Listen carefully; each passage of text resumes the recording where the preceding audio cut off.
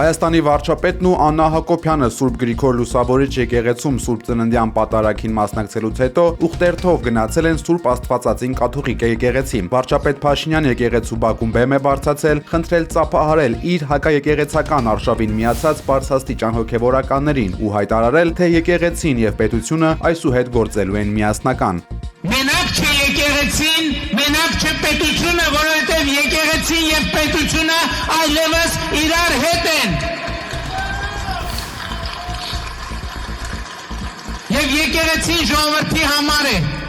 Վերլուծաբանները նկատել են, որ Նիկոլ Փաշինյանի հայտարարությունը հակասահմանադրական է, քանի որ մայր օրենքով եկեղեցին եւ պետությունը առանձին են։ Փաշինյանը ժողովրդին հորդորել է այցելել եկեղեցիներ եւ հոգեվորականներին պարտադրել, որպիսի վերջիներս պատարագների ժամանակ զեղչեն ամենայն հայոց կաթողիկոսի անունը։ Ըստ վարչապետի, Վեապարի անունը չպետք է հնչի խորանից, քանի որ դեռ չկա լեգիտիմ կաթողիկոս։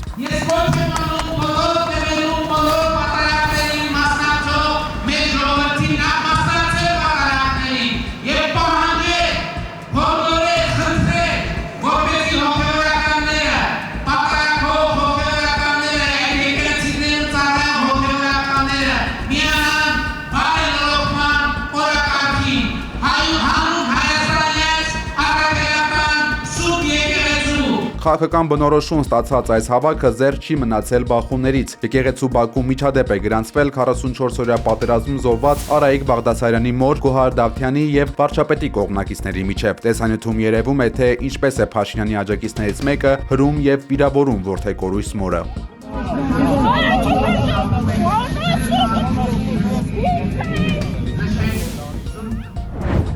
Եվ աստվածահաճո նորանոր իրագործումներով կերտենք մեր անվտանգ ու ապահով ներկան եւ սերունդների լուսավոր գալիքը։ Մեր Սուրբ եկեղեցին շարունակում է ենթարկվել բռնաճնշումների։ Այս իրավիճակը լուրջ հարված է մեր ազգի ու պետության հեղինակությանը։ Մայրաթորում մոտուցվող Սուրբ Ծննդյան պատարագի ժամանակ ասել է ամենայն հայոց կաթողիկոսը։ Խորհուրդ մեծ եւ սքանչելի։ Անժամանակն Աստված անցավոր աշխարհ եկավ։ Անծայրացիր տիեզերքը ստեղծողը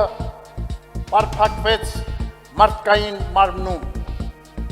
երկնային գահին բազմողը փոքրիկ եւ աղքատիկ քարայրում, ազգերը հրավիրվեցին մեղքը թոթափելու, մահվան խավարից ելնելու եւ հավիտենության ժառանգորդ լինելու։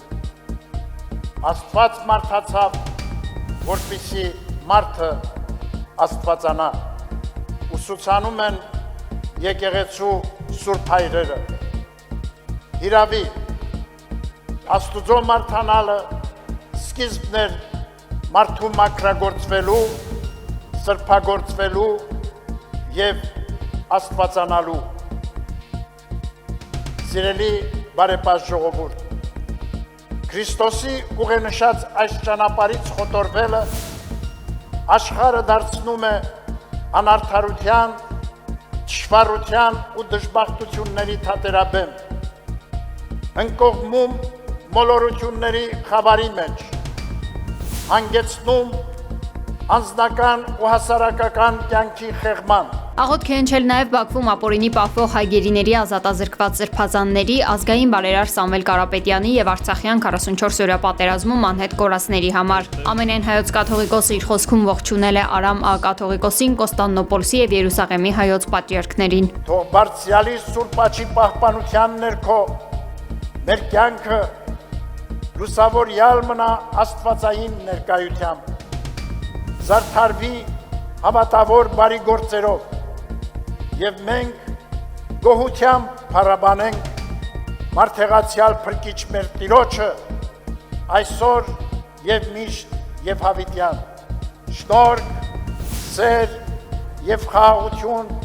Դյարն մերո Հիսուսի Քրիստոսի եղիցին մեզ եւ ընտամենեսյան ամեն։ Քրիստոս ծնավ եւ հայտնեցավ։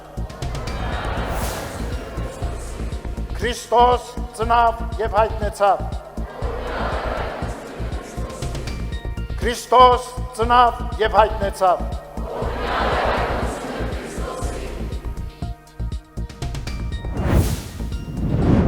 Պարզվում է Հայաստանի հասարակությունը անշնորհակալ է եւ չի նկատում հեծի փայլուն առաջընթացը։ Հայաստանի էլեկտրական ցանցերի ժամանակավոր կառավարիչ Ռոմանոս Պետրոսյանն այսօր Սուրբ Աննա եկեղեցու բակում լրագրողների հետ զրույցում գոհ դեմքով հայտնել է, որ եթե անցյալ տարի ամանորի կեսգիշերին 32,000 բաժանորդեր մնացել առանց հոսանքի, ապա այս տարի ընդամենը 9,200-ն են ամանորը նշել առանց հասարակ լույսի։ Ըստ Պետրոսյանի տրամաբանության, սա ահռելի առաջընթաց է, իսկ մնացած ամեն ինչը բողոքներն ու դժգոհությունները ուղղակի լրատվամիջոցների ֆետիշացման արդյունք են։ Այս տարի ամանորի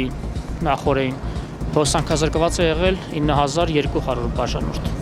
Գրեթե 4 անգամ ավելի պակաս թվով։ Պարզապես քանի որ հեծի շուրջ մեր լրատվականների, այդ թվում նաև քաղաքական որոշ շրջանակների ուշադրությունն ավելի սևեռված էր, կարծես թե այդ իրավիճակը ավելի ֆետիշացվեց։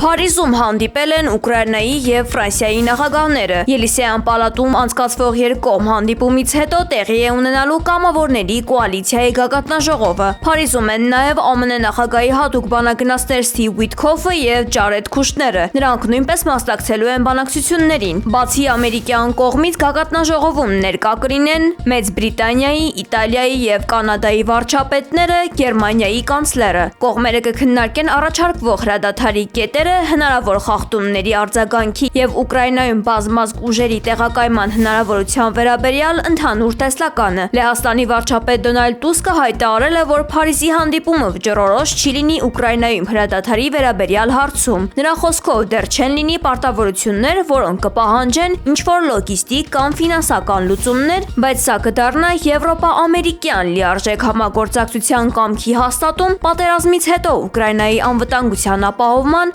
աջակցության եւ վերականգնման համար եւ առաջին հերթին խաղաղության համար արդար եւ անվտանգ պայմանների կամ գոնե հրադադարի հասնելու համար, պարզաբանել է Տուսկը։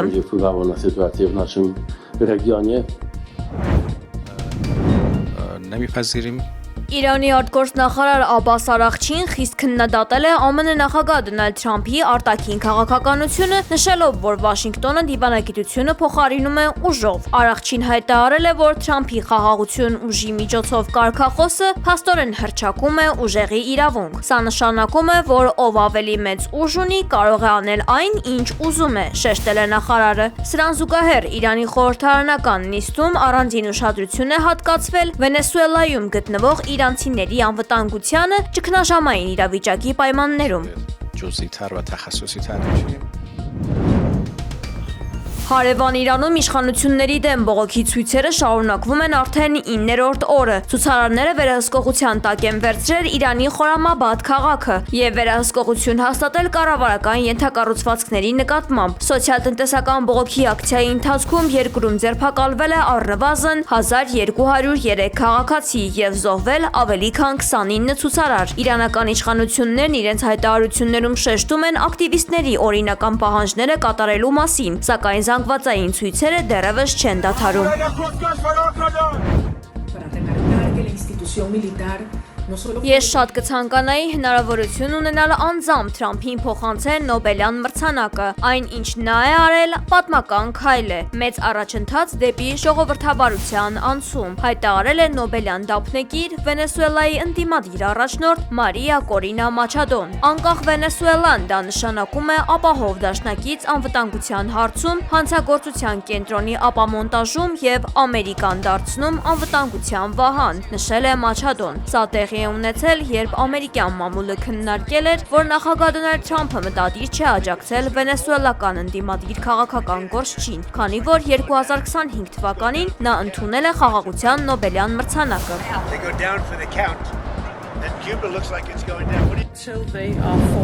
Դանիայի վարչապետ Մետե Ֆրեդերիկսենը կարծում է, որ ԱՄՆ-ի հավակնությունները Գրենլանդիայի նկատմամբ կարող են հանգեցնել ՆԱՏՕ-ի փլուզմանը։ Եթե ԱՄՆ-ն որոշի ռազմական ուժ կիրառել ՆԱՏՕ-ի մյուս երկրի նկատմամբ, ամեն ինչին վերջ կդրվի, շեշտել է նա։